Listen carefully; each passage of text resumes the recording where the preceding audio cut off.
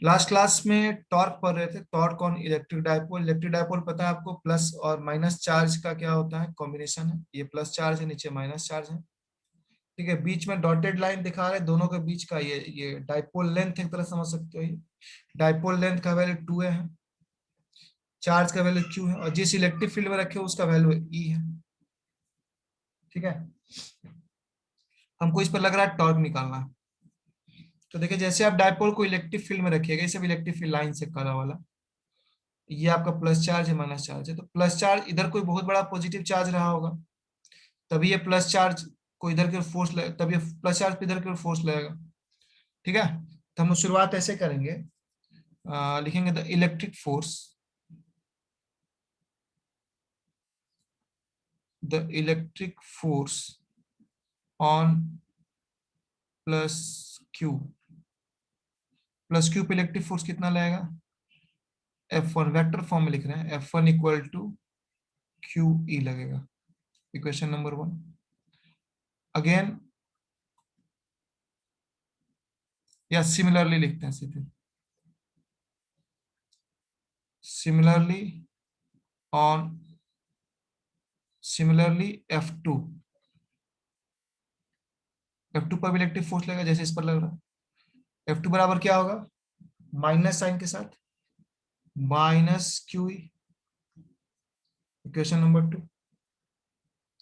Therefore अगर दोनों force को जोड़ दें, therefore net force, net force on dipole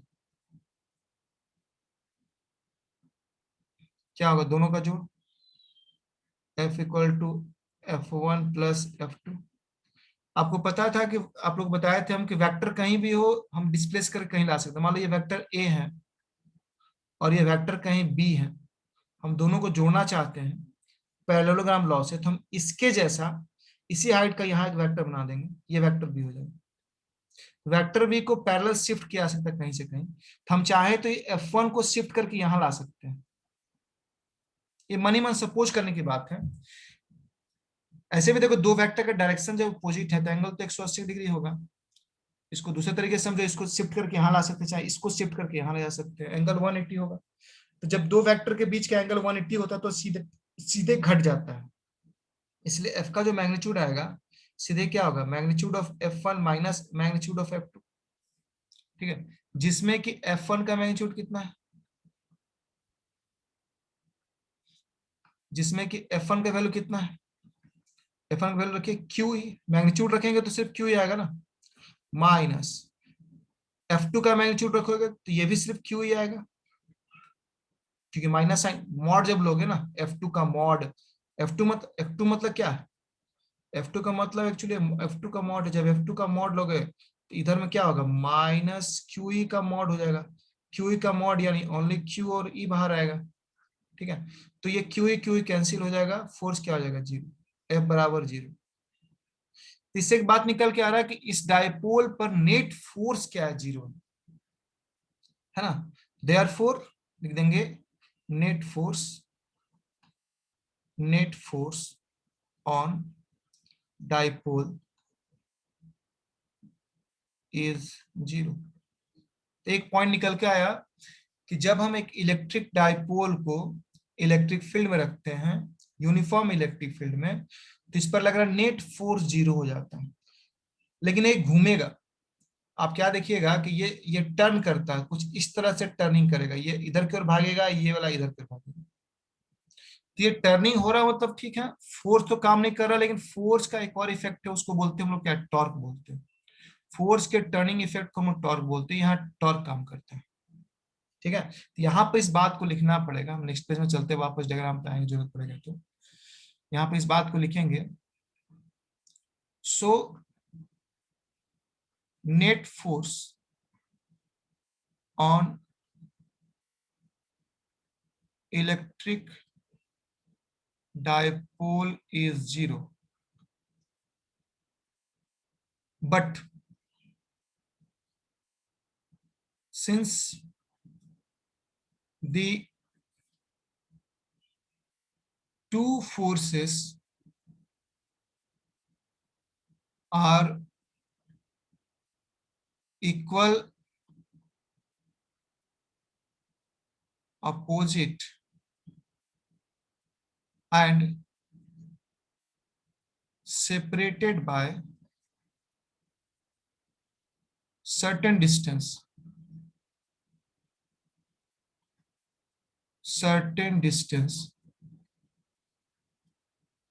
so they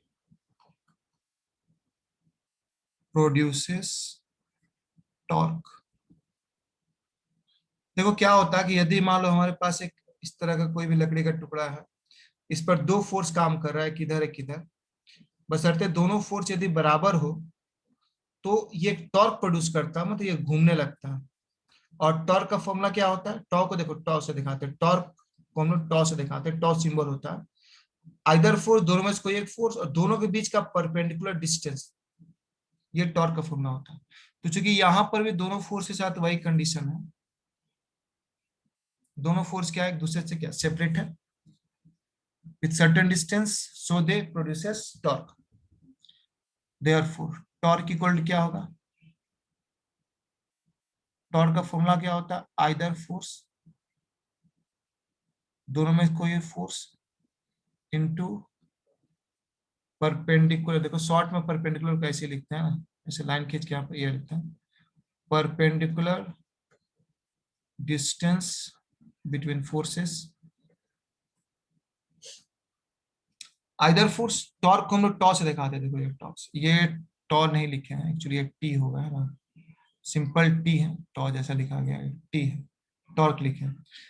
torque को टॉ से दिखाते हैं, टॉ इक्वल टू आइदर फोर्स, तो दोनों फोर्स का वैल्यू मैग्नीट्यूड तो क्यू ही है ना, आइदर फोर्स नहीं, मतलब यहाँ पर एक्चुअली एक और चीज जोड़ लो, मैग्नीट्यूड ऑफ आइदर फोर्स, ये ज्यादा बेटर होगा, मैग्नीट्यूड ऑफ आइदर फोर्स। तो दोनों में से किसी एक फोर्स का मैग्नीट्यूड, तो सबका मैग्नीट्यूड तो क्यू ही है। अब रह गया दोनों के बीच का डिस्टेंस, दोनों फोर्स के बीच का डिस्टेंस, तो डिस्टेंस निकालने के लिए हमको वापस डायग्राम पे वापस आना होगा, हम लोग सीधे डायग्राम पे वापस आते हैं। देखिए दो फोर्स काम कर रहा है, दोनों के बीच का परपेंडिकुलर डिस्टेंस क्या है, ये फोर्स एक तरह से इस लाइन में काम कर रहा है, ये फोर्स इस लाइन में काम करता है, यही ये वाला डिस्टेंस है, परपेंडिकुलर डिस्टेंस है, तो वहां से निकालो, यहां से निकालो या यहां से निकालो, कोई फर्क नहीं पड़ता। इसलिए हम ये जो डिस्टेंस है इसको हम परपेंडिकुलर डिस्टेंस मानेंगे, ठीक है। इसका कुछ नाम देते हैं, इस पूरे के डायपोल कुछ नाम देते हैं, चलो यहाँ पर इस पॉइंट को ए नाम देते हैं, इस पॉइंट को बी नाम देते हैं और इसको सी नाम देते हैं। तो जो परपेंडिकुलर डिस्टेंस होगा वो क्या होगा, एसी होगा, है ना। यहाँ पर डायग्राम बगल में लिख देते हैं कि here A B equal to 2a होगा, क्योंकि डायपोल का लेंथ हम 2a माने थे, ए बी का वैल्यू 2a हो गया। अच्छा, अब एक चीज देखा जाए, इस पॉइंट से एक ऑब्जर्वेशन देख, इस पर्टिकुलर पॉइंट से देखो, इस पॉइंट से, यहाँ पर थोड़ा कलर हम मिक्स करेंगे, देखो इस पॉइंट से अगर देखा जाए तो इलेक्ट्रिक फील्ड किधर काम कर रहा है, इस पॉइंट से इलेक्ट्रिक फील्ड देखो इधर की ओर काम कर रहा है, इस पॉइंट से हम दो वेक्टर देखना चाह रहे हैं, इलेक्ट्रिक फील्ड वेक्टर इधर की ओर होगा, हम इस पॉइंट की बात कर रहे हैं, चलो इस पॉइंट को ओ बोल देते हैं, मान लो ये मिडिल पॉइंट है, ए और बी का मिडिल पॉइंट है, इस पॉइंट से अगर इलेक्ट्रिक फील्ड वेक्टर देखोगे किधर काम करेगा, इसी पॉइंट से डाइपोल मोमेंट किधर काम करेगा बता सकते हो, ए की तरफ कि बी की तरफ, डाइपोल मोमेंट की डायरेक्शन किधर की ओर होगा, ए की तरफ या बी की तरफ, बताइए।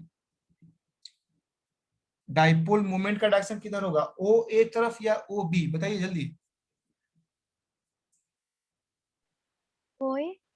ओ ए होगा, सही बात है, क्योंकि डाइपोल मोमेंट नेगेटिव से पॉजिटिव जाता है, तो इस पॉइंट से देखोगे तो ऊपर की ओर जाएगा, ये ऊपर की ओर जाएगा ओ ए, ये हमारा पी हो गया, ध्यान देना हमें ये पी बना दिए।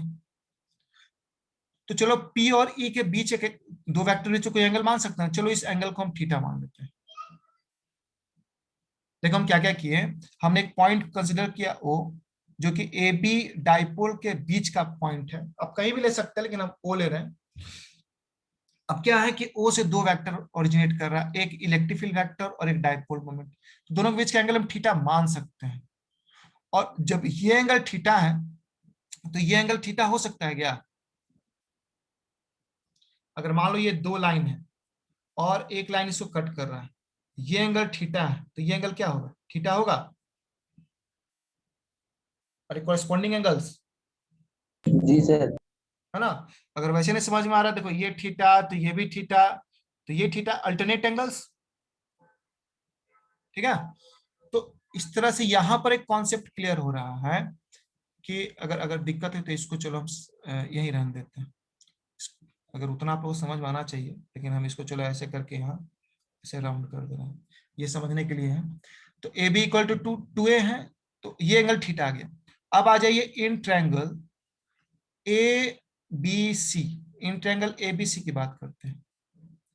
एबीसी में हमको चाहिए देखो ए सी, क्योंकि ए सी ही हमारा लेंथ है जो F1 और F2 के बीच का परपेंडिकुलर डिस्टेंस। देखो F1 और F2 के बीच का ये भी डिस्टेंस है, ए बी भी है, लेकिन ए बी परपेंडिकुलर नहीं है, ये परपेंडिकुलर, चूंकि यहाँ 90 डिग्री पर है। तो ए सी का हमको वैल्यू चाहिए। तो इन ट्रायंगल ए सी निकालने क्या निकालना, कॉस्ट है या साइन थीटा? साइन थीटा निकालना होगा, क्योंकि साइन थीटा इक्वल क्या होगा, पी बाई एच, पी यानी ए सी, पी यानी ए सी, एच यानी ए बी, क्योंकि 90 डिग्री के सामने क्या होता है, एच होता है, और थीटा के सामने क्या, पी होता है, बचा हुआ बी। ये ये राइट एंगल ट्रायंगल है ना। तो ये हाइपोटेनस होता है, ये बेस होता है, ये परपेंडिकुलर होता है, थीटा के सामने वाला परपेंडिकुलर, 90 के सामने हाइपोटेनस। तो यहां से एसी निकल जाएगा, एसी बराबर क्या हो जाएगा, ए बी साइन थीटा। लेकिन ए बी तो आप ऑलरेडी निकाले हुए हैं, ए बी का वैल्यू क्या है, 2a है। तो एसी की वैल्यू क्या आ गया, 2a साइन थीटा। देखो बहुत इंपॉर्टेंट स्टेप जा रहा है, क्योंकि इसके बाद अब एक दो स्टेप और रिजल्ट आ जाएगा। मेन है इसको समझना कि ये एंगल थीटा आया, जब ये एंगल थीटा आया तो इसका कॉरेस्पॉन्डिंग एंगल, या थोड़ा सा चेंज करोगे तो अल्टरनेट एंगल थीटा हो जाएगा। तो जब ये थीटा हुआ तो इस ट्रायंगल का हम यूज किया, ए बी सी का, इस ट्रायंगल का यूज किया, साइन थीटा निकाले, जो कि पी यानी A C by base by P by H होता है, A C by A B, A C cross करके निकाल दिया 2a साइन थीटा। यहां तक कोई दिक्कत याद रहेगा नहीं, ए सी का वैल्यू आ गया 2a साइन थीटा, और F1 F2 दोनों का वैल्यू क्या था, क्यू ई ही था, ठीक है। तो सर मैग्नीट्यूड, मैग्नीट्यूड क्यू ही हो गया। हाँ बोलो, कुछ पूछना है? सर जहाँ पे थीटा रहता है वहाँ बेस में कॉस थीटा होता है ना? हाँ बेस वाला ये कॉस थीटा हो जाएगा। ये हाँ ये बेस हो जाएगा, हाँ ठीक बोले, ये बेस हो जाएगा। थीटा के सामने परपेंडिकुलर होता है, 90 के सामने हाइपोटेनस होता है, ठीक है, ये चीज याद रखिएगा। क्या कोई दिक्कत है, आगे बढ़े? Yes sir. देखिए यहाँ पर क्या होगा, ये हो जाएगा 2a साइन थीटा। अभी अभी निकाले परपेंडिकुलर डिस्टेंस, अगर मान लो थोड़ा सा कंफ्यूजन है तो यहाँ इसको चलो AC लिख देते हैं थोड़ा देर के लिए, अगला स्टेप में लेते हैं, कोई दिक्कत नहीं। क्यू ई इंटू कितना हो जाएगा, 2a साइन थीटा। अब इसको लिख सकते हैं टॉ बराबर, तो टॉ बराबर क्या बचेगा, अब देखो क्यू और 2a को साथ में एडजस्ट कर सकते हैं क्या, तो बचेगा ई साइन थीटा बचेगा, थोड़ा सा एडजस्टमेंट किए, कोई दिक्कत नहीं। और क्यू इंटू 2a को ही तो पी बोलते हैं, तो बचा क्या, पी साइन थीटा। यहाँ सिंस पी बराबर क्या होता है, क्यू इंटू 2a होता है, तो बाई डिफिनेशन आप लोग को समझाए हुए हैं, ठीक है। डाइपोल मोमेंट का यूनिट क्या होता है, जल्दी बताइए।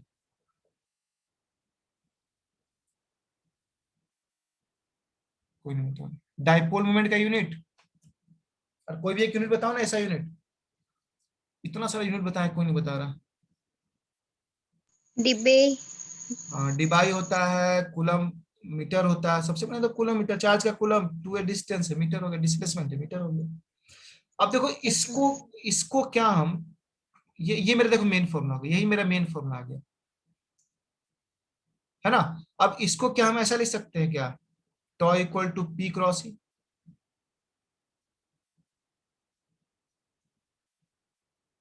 लिख सकते हैं,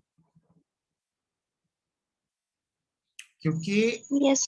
हाँ, क्योंकि इसको तोड़ेंगे, आप लोग क्रॉस प्रोडक्ट पढ़े हैं कि सी इक्वल टू अगर ए क्रॉस बी है तो क्या हो जाता है, mod of A mod of B sine theta, ये ना सी का मैग्नीट्यूड आता है जी।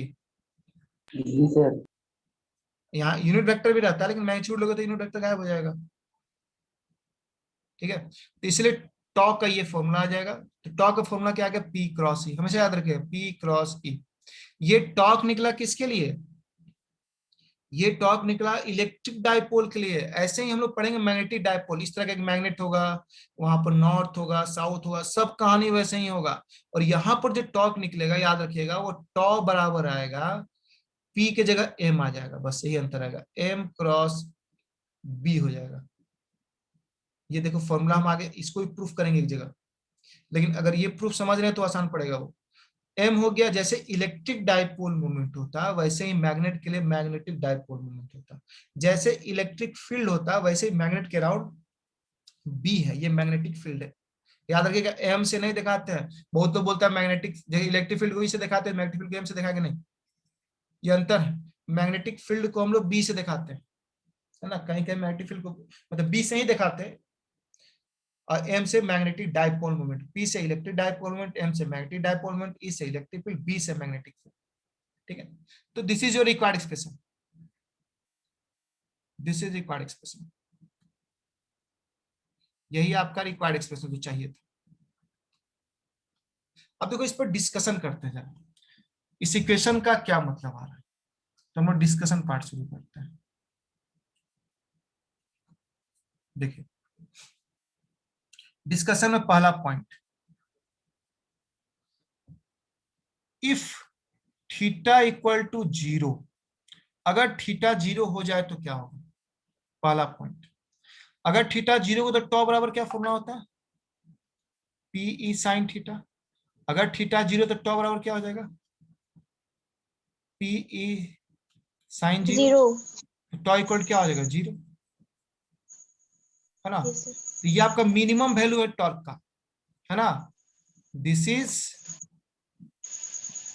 मिनिमम को तो कैसे लिखते हैं, मिनिमम वैल्यू ऑफ टॉर्क।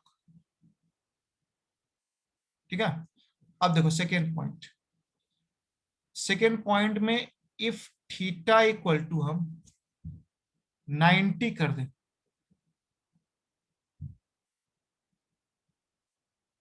नीचे डायग्राम सबका बनाएंगे, ठीक है, जगह इसलिए बना रहे हैं।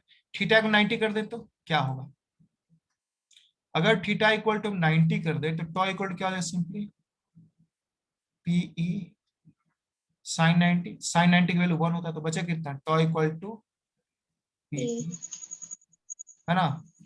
तो टॉ इक्वल टू पीई क्या है, दिस इज मैक्सिमम। 90 से ज्यादा नहीं दे सकते हम लोग। ले सकते हो, लेकिन 90 पर ही मैक्सिमम वैल्यू आएगा। तो फिर उसका नेगेटिव में चला जाएगा ना सर। किसमें, जैसे अगर 90 से ज्यादा लेंगे तो 90 नहीं 180 से ज्यादा लेंगे तब ना।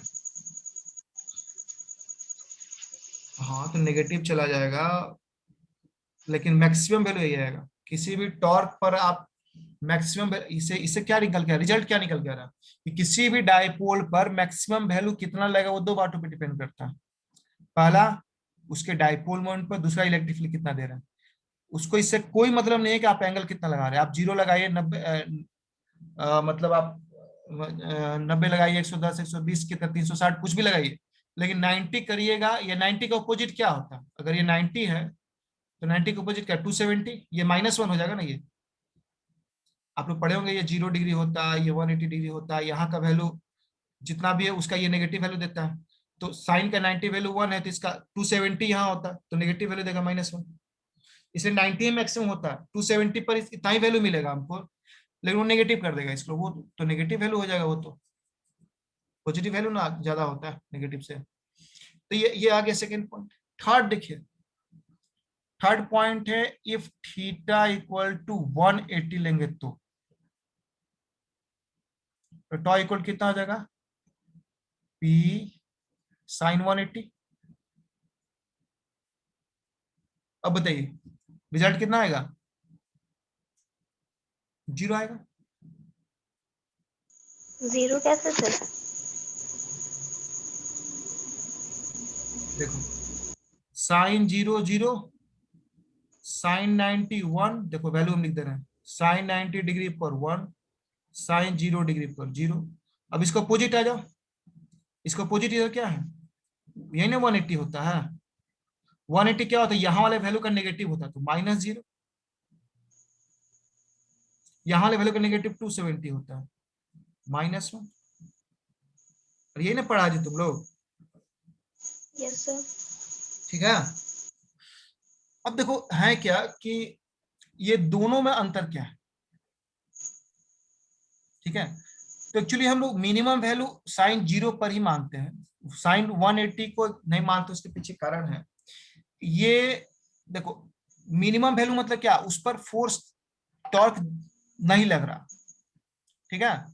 और देखो इस पर भी फोर्स नहीं लग रहा, लेकिन दोनों में इसको बोलते हैं स्टेबल इक्विलिब्रियम और इसको बोलते हैं अनस्टेबल इक्विलिब्रियम। इसका क्या मतलब समझो, उसके थोड़ा डायग्राम बनाना हो, थोड़ा सा जगह हमको बनाना हो, थोड़ा सा देखो ऊपर जाते हैं, बहुत इंपॉर्टेंट स्टेप है ये, आप लोग को समझना होगा। स्टेबल और अनस्टेबल इक्विलिब्रियम क्या होता है, ये दो बहुत इंपॉर्टेंट पॉइंट है। देखिए जैसे कि हम एक काम करते हैं, यहां पर इलेक्ट्रिक फील्ड काम कर रहा है, चलो लाइंस बनाना पड़ता है, ये इलेक्ट्रिक फील्ड काम कर रहा है इस तरह से, देखो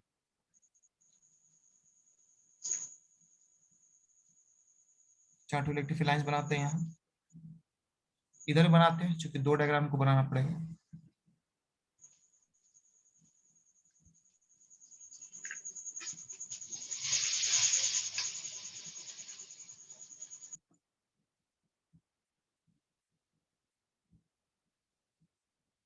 देखो कितना अच्छा सब्जी बनाते हो, पढ़ रहा है सब, इसको बोलते हैं सरकारी विद्यार्थी। कौन सब्जी बना रहा है जी? हम बना रहे सर। चलो यही होना चाहिए। तो ये देखो इलेक्ट्रिक फील्ड है। अब यहाँ पर क्या डायपोल रखते हैं, चलो डायपोल कलर थोड़ा चेंज कर देते हैं।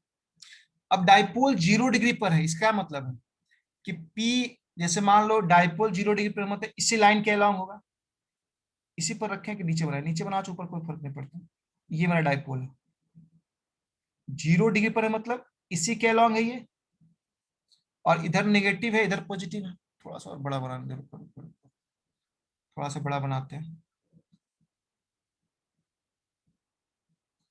ये नेगेटिव चार्ज है ये पॉजिटिव चार्ज है। इस कंडीशन में टॉर्क 0 होगा।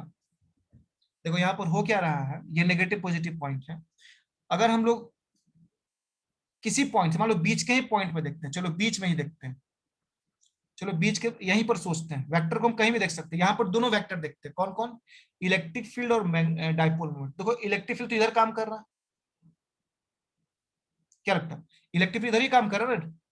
इस पॉइंट से अगर देखोगे बीच वाले पॉइंट से, तो इलेक्ट्रिक फील्ड इधर काम कर रहा है, इसमें कोई दिक्कत नहीं।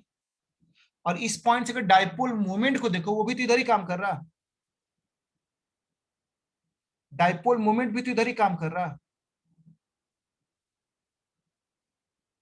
क्या? अरे माइनस से प्लस क्यों डाइपोल मोमेंट जाता है, तो इस पॉइंट से देखोगे तो डाइपोल मोमेंट इधर काम कर रहा है, और ये हरा ब्लू रंग से इलेक्ट्रिक फील्ड इधर ही काम करेगा, क्योंकि इलेक्ट्रिक फील्ड इधर है। तो देखो जब दो वेक्टर सेम डायरेक्शन काम करता है तो एंगल क्या होता है, 0, इसलिए ये डायग्राम सही है, यहाँ तक कोई दिक्कत नहीं। अब चलो वही काम यहाँ करते हैं, यहाँ पर क्या होगा, 180 बनाना है, तो यहाँ पर थोड़ा सा बदलना होगा, इधर आपको नेगेटिव पॉजिटिव लेना होगा, इधर आपको नेगेटिव लेना होगा, इधर आपको नेगेटिव लेना होगा।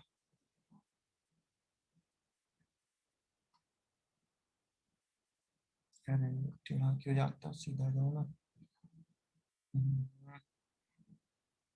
डायग्राम गंदा हो जाता है इसी से,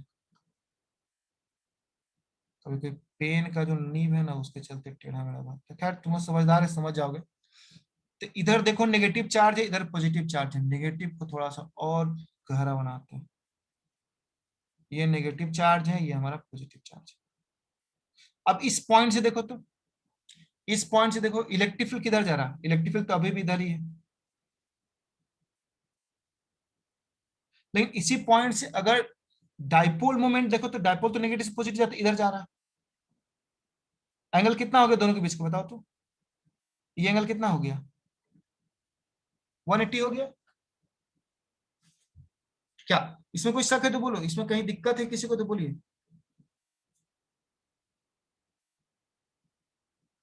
कोई दिक्कत नहीं। देखिए तो इससे क्या कंडीशन बाहर आ रहा है, इसमें पी और इधर है, इसमें पी और इधर है, दोनों में रिजल्ट जीरो आ रहा है, दोनों में टॉर्क जीरो, लेकिन हम इसको बोलते हैं स्टेबल इक्विलिब्रियम।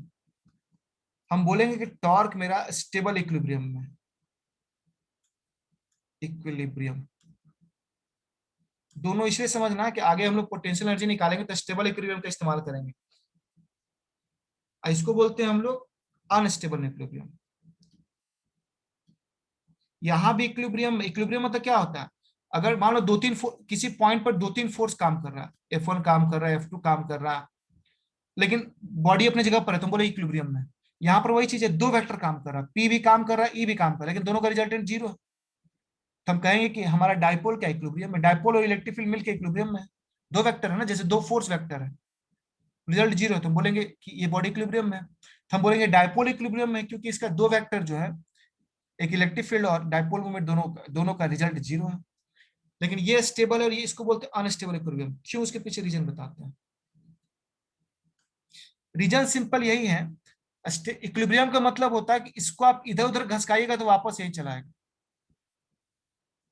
इक्विलिब्रियम का मतलब होता है कि उसको अगर आप बाहर से डिस्टर्ब करना चाहिएगा तो वो बार बार अपना पोजीशन गेन करेगा। जैसे मान लो पेंडुलम को हम लोग समझते हैं, पेंडुलम में क्या होता है, इस बॉब को अगर यहां लाके हम छोड़ दे वापस यही आएगा, ये इसका इक्विलिब्रियम पोजीशन है। तो यहां पर देखो हम क्या करते हैं, इसको थोड़ा सा घुमा देते हैं। सपोज को इसको हम हल्का से घुमाते हैं, अगर इसको हम थोड़ा सा तिरछा कर दें, खींच के माइनस इधर ले आए, प्लस इधर आए, और फिर छोड़े तो क्या होगा बताओ तुम। इस नेगेटिव को, ये इधर तो प्लस चार्ज है, इस नेगेटिव को वापस प्लस चार्ज खींच लेगा और पॉजिटिव को वापस धक्का देगा और फिर से ऐसा हो जाएगा, होगा कि नहीं। अगर हम इसको मान लो थोड़ा सा तिरछा कर दे, घुमा के यहां लेते आए, तो क्या होगा, ये और छोड़ दे, मतलब घुमा के छोड़ दे, तो ये पॉजिटिव चार्ज वापस नेगेटिव को खींच लेगा और पॉजिटिव को दूर कर देगा, फिर से यही पोजीशन आ जाएगा। ठीक है, लेकिन अपना सिचुएशन बदलते हैं, सीन चेंज, अब यहां चले आते हैं। यहां पर देखो क्या होने वाला है, चलो इसको थोड़ा सा तिरछा कर देते हैं, प्लस को इधर लेके आते हैं, माइनस को इधर लेके आते हैं। अब बताओ तो क्या होगा, इसको हम टर्न करके ऐसा कर दिया, अभी क्या होगा, ये जो प्लस चार्ज है क्या करेगा, अब प्लस चार्ज क्या करेगा, इसको धक्का दे देगा और इसको और खींच लेगा, ये अब घूम फिर के ऐसा हो जाएगा, देखो इसी तरह का। तो ये भी इक्विलिब्रियम पोजीशन ये भी है, लेकिन ये अनस्टेबल, इसमें थोड़ा बहुत भी अगर चेंज कर दोगे तो क्या होगा, ये अनस्टेबल हो जाएगा। लेकिन ये बार बार यही पोजीशन गेन करना चाहिए। देखो ये घूम के नेगेटिव इधर पॉजिटिव इधर, पूरा इतना लंबा घूम जाएगा ये, जबकि इसमें जितना घुमाए हो उतना ही दूर में वापस फिर लौट आएगा। ये नेगेटिव था, ये पॉजिटिव था, ये वापस लौट आएगा, ये पूरा दूसरा रास्ता में घूमेगा, इधर आएगा, वापस नहीं आएगा। तो ये इक्विलिब्रियम पोजीशन गेन नहीं करता है ना। ऑन स्लाइड डिस्प्लेसमेंट, अपने पोजीशन से थोड़ा बहुत बदलने से ये अपना इक्विलिब्रियम पोजीशन गेन नहीं करता है, जबकि इसमें क्या करता है, अपना इक्विलिब्रियम पोजीशन गेन करता है। इसलिए इसको बोलते हैं स्टेबल इक्विलिब्रियम, जबकि इसको क्या बोलते हैं, अनस्टेबल इक्विलिब्रियम बोलते हैं। ठीक है, आगे हम लोग नेक्स्ट क्लास में पोटेंशियल एनर्जी का डेरिवेशन करेंगे, और उसमें आप लोग हम बताएंगे कि स्टेबल इक्विलिब्रियम का ही हम यूज करके पोटेंशियल एनर्जी निकालेंगे। ठीक है सर इलेक्ट्रिक लॉरेंज फोर्स इसके बाद पढ़ाइएगा कि? हाँ, लॉरेंस फोर्स पढ़ेंगे। Lawrence force electric field magnetic field दोनों का कॉम्बिनेशन होता है। तो वो तुम्हारा इलेक्ट्रिक फील्ड पहले हम लोग पढ़ेंगे, एक सेकंड पर पॉज करने को, ठीक है, नेक्स्ट क्लास में आपको बताएंगे और टॉपिक। लेकिन लॉरेंस फोर्स क्या होता है ना, इलेक्ट्रिक फील्ड और मैग्नेटिक फील्ड कॉम्बिनेशन से बनता है। इसलिए जब हम इलेक्ट्रिक फील्ड पढ़ लेंगे, फिर करंट पढ़ेंगे, फिर मैग्नेटिक फील्ड जब पढ़ेंगे ना, तीसरा चैप्टर, उसमें लॉरेंस फोर्स पर चर्चा है। अगर उससे रिलेटेड कुछ क्वेश्चन हो तो आप लोग